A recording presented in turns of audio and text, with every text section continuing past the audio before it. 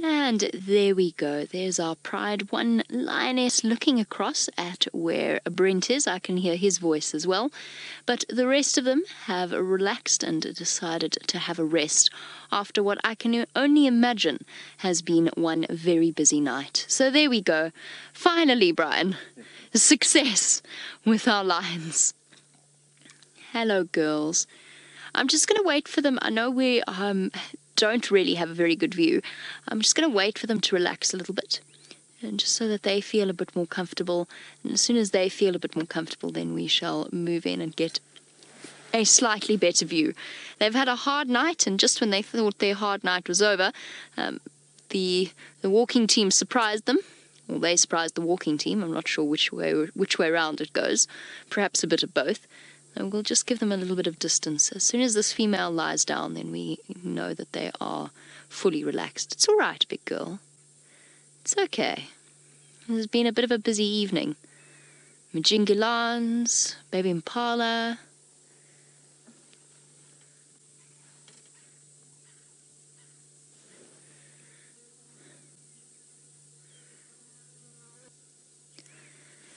Now, Jay Atkinson, you say that this is the first time that you've ever heard about the Majingilan males, and you were wondering if anybody could tell you anything more about them.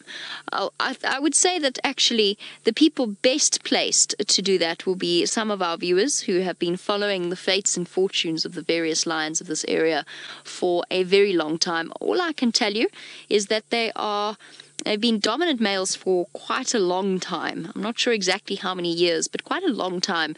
To the west and a little bit to the south of us, there are 4 of them, to the best of my knowledge. And if I'm not mistaken, the Majingilans were in part responsible for the fall of the 6 great Mapochos at one stage not too long ago, not too many years ago. So the Majingilans are they're not ancient lions, but they are relatively old. They're massive. They've got big manes, big black manes, and in fact are probably quite a lot larger than the Birmingham boys at this stage. What you doing, girl? Are you going to settle down now? So that those of you with more information about when the Majingilan male lions came in and exactly where it was that they moved in from, where they came from, I have never ever seen them before. I've heard much about them and I have seen many pictures of them, but I don't know anything about their individual characteristics or exactly where it was they moved from. Come on, girl, it's all right. She's doing her job as a protective lioness, making sure that they're okay.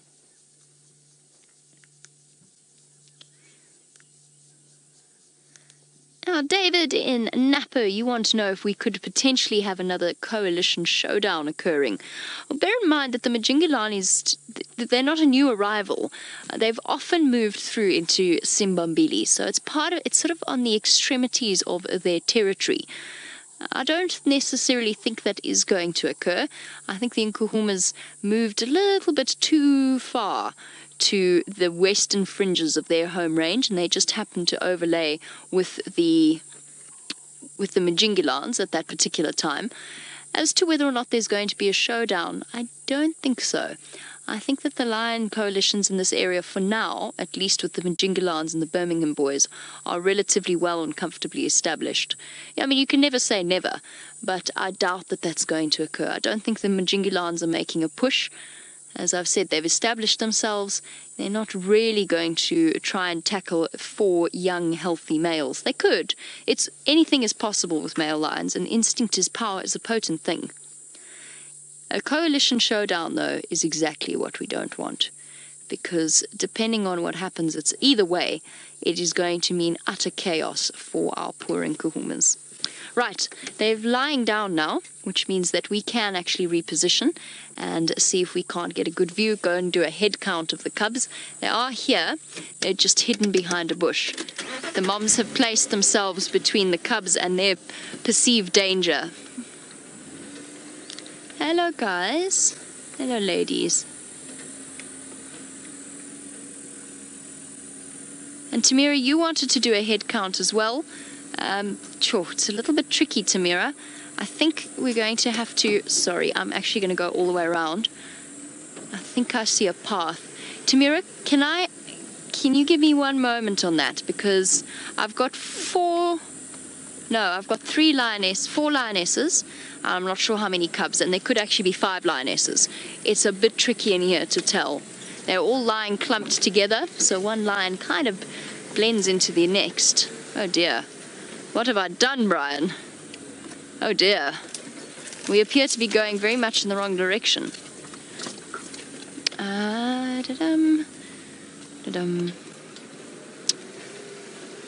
Oh, goodness gracious. Okay, let's try here. I did say... Oh! So we'll have to try and do a head count in a moment. Watch heads. Let's try and keep our own first before we start counting others. You okay there, Brian? Cool. So in these sorts of areas, we are very, very cautious about the trees that we drive over. There will only be certain species that we will drive over, and those are trees that are going to pop right back up behind us, which they do, I promise. So what I'm doing is picking my route very carefully so that there's a tree stuck to my bull bar. No, so that I don't do any damage to the ecosystem itself. Fortunately, I've landed myself in a royal mess. Watch that tree, I don't want that to spring up on you, Bebop. Hello. I have arrived. Not really in style, but I have arrived. Let's do it. How's your view there, Brian? Should we have a look? Let's just see what we can see from here, and then I'll slowly start edging closer. I want to still give them a little bit of space. Hello, guys. There's Amber Eyes looking at us with a little bit of a pant. Oh, goodness. That's going to be very, very tricky. 1, 2, 3, 4 lionesses. 4 lionesses here. There's definitely one cub there. 1, 2, 3, 4, 5, 6, I think. I think I've got a head count of 6 here. Yes, there's number 6 just coming in here with one very round belly. Perhaps he's the one that ate the impala. Yes, you. Talking about you. You big scruffy thing.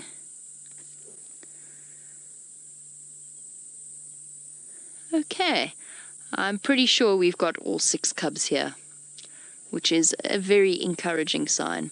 So after all of the drama, moms have managed to keep them safe and sound and all together again. As for where the missing lioness is, because for those of you that are new to these live safaris, there are 5 lionesses in this pride. Now, as to where she is, well, I'm not 100% sure. She might be off mating with a Birmingham boy. She might have become separated, but probably not.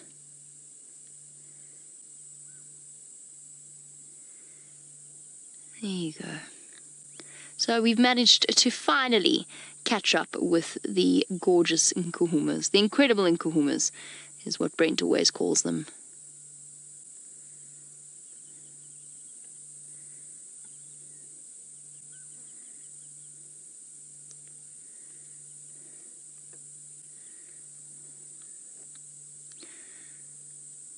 Here we go. Okay, now Lane, you wanted to know why is a group of female lions called a pride? We've gone into this history before. I'm trying to remember the exact details. It's a linguistic distinction, and originally it would have stemmed from a time before we understood exactly how it was that Pani bees. Exactly how it was that lions first occurred in the English language. But it is definitely something that refers back to our perceived idea of them. Lions, of course, are just wild animals. They don't suffer from any of the hubris.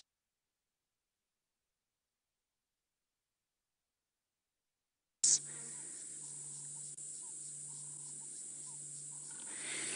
not a very easy area, is it, Brian? Let me just try one more reposition.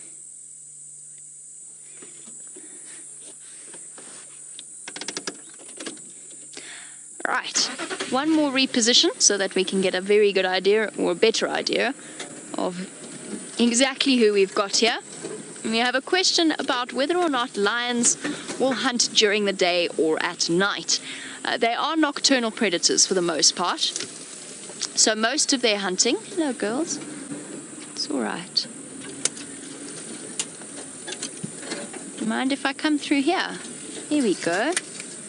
There we go. Thanks, girls. Sorry. So in terms of their nocturnal hunting, they're very big cats, and they've got a very, very poor temperature control system.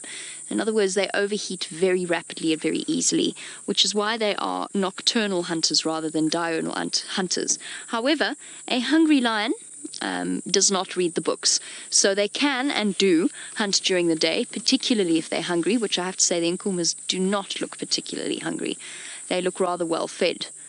They've got round bellies, the cubs have got round bellies.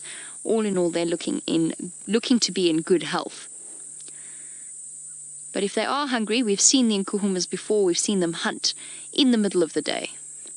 So that does happen. Even occasionally on very, very hot days, we've seen them hunting. And today is proving to be quite steamy. Look at the little procession of cubs. So we've got 1, 2, 3, 4, 5, 6. Yay! All 6 little monsters are here. That is an absolute certainty. All 6 cubs are here. Present and accounted for. Well done, ladies. You kept your family safe. But there's definitely only 4 lionesses.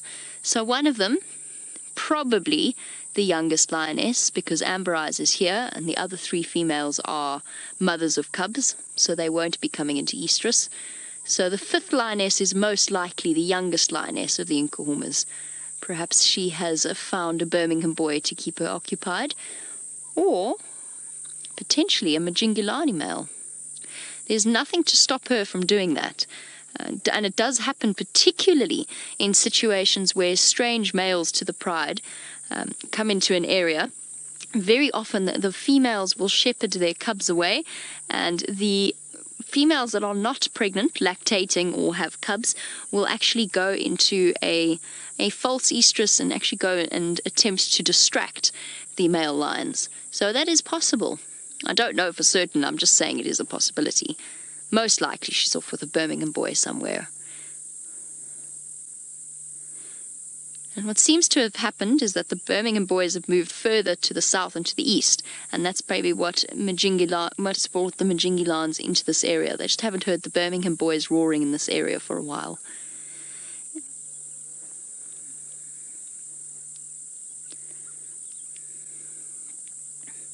And Karen, you wanted to know why are the male lions mostly away from the females? Well, it goes back to our conversation about prides and the fact that actually a pride of lions is just females, and they have a territory that is ruled over by a group of dominant males known as a coalition. Oh, Amber Eyes is up. Okay, we're all up. Sorry, the Mapani bees are attempting to find their way into my eyes, ears, and nose and mouth. They're distracting me slightly. Though the male lions aren't part of the pride. They are associated with the pride. They're dominant over the pride, but they're not part of it. They've got an important job to do in terms of keeping their territory safe from marauding males and other males that come into this area. How are you doing back there with the flies, Brian? Thousands, I tell you. Thousands and millions and billions. There are lots of them. So yes, the males are often off on their own. They are not reliant on the females. Sorry, Brian, you okay? They are not reliant on the females in any way to look after them. They are more than capable of looking after themselves and hunting for themselves. And they've got an important job to do in terms of keeping their territory safe, especially when they've got little cubs, as the Nkuhumas do. They've got to make sure that, watch out there, they've got to make sure that their territories are protected, because if another group of male lions comes in, they are going to kill the cubs. But now, for some reason, our Nkuhumas are all going back towards Arathusa. That seems like a rather poor idea. I'm not quite sure what the reasoning is behind this. Let's just give her some space here. Johan.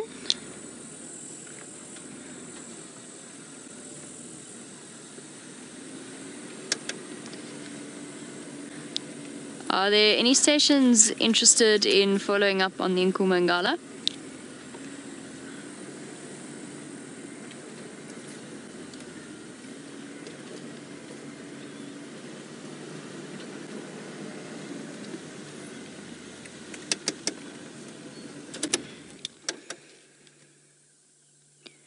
The lioness is walking quite delicately. I think she's just dodging the thorns. Sorry everybody, just bear with me in one moment. They are just south of the power lines and west of Impala Road. They're now mobile southeast. I'll keep you updated. I think they might just be going to line the drainage line there.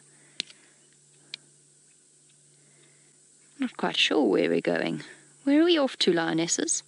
Where are you taking us? Copy. Is Tundi with the Bantuan?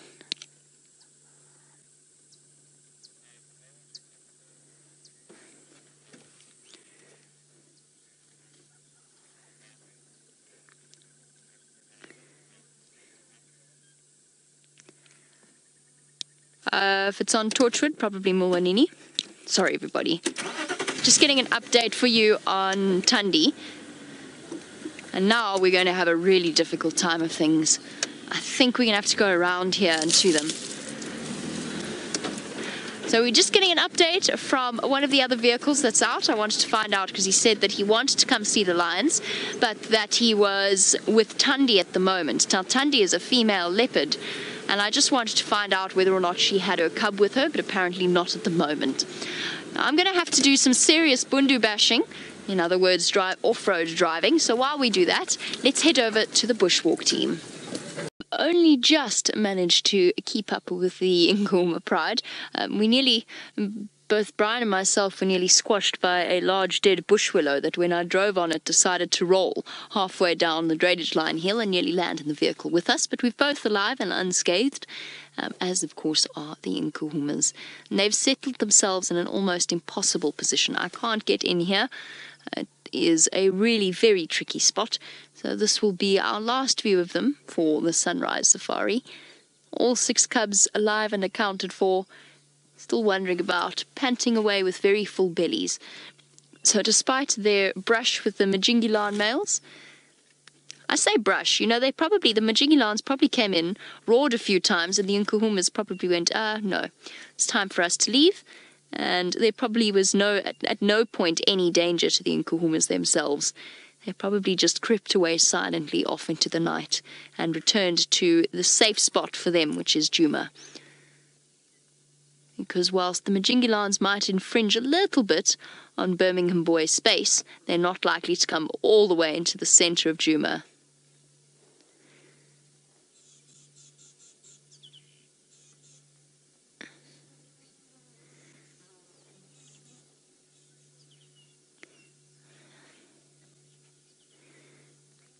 Oh, there we go. A little bit of history from Raisa in Finland. That was the story I heard. That was what I was thinking of.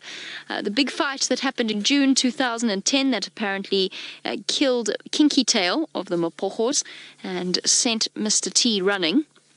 But that was after a fight where the Mapani bees, seriously, this is...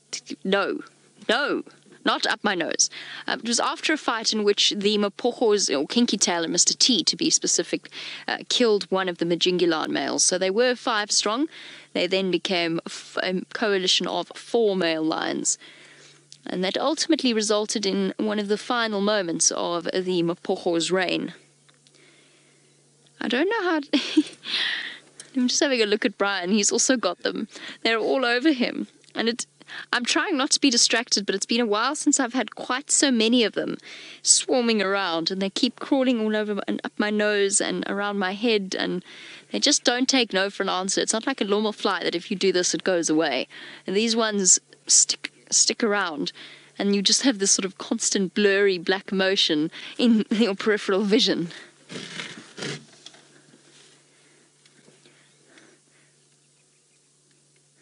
Now, Ellen, you were wondering if perhaps the bees that are gathered around us are attracted to the scent of the scents in our sun cream.